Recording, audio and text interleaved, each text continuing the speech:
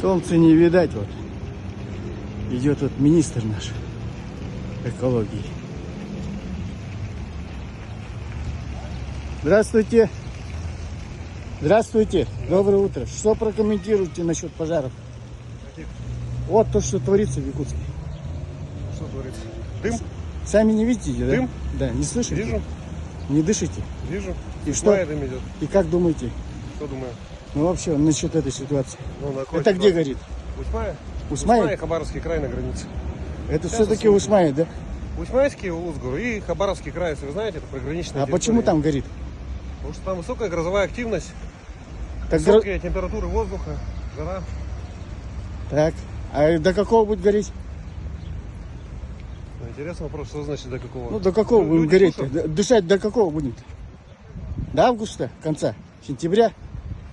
Тогда погода чуть-чуть будет на нашей стороне. Вся надежда на погоду, да?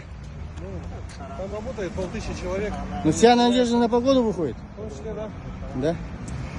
Вот такие вот дела.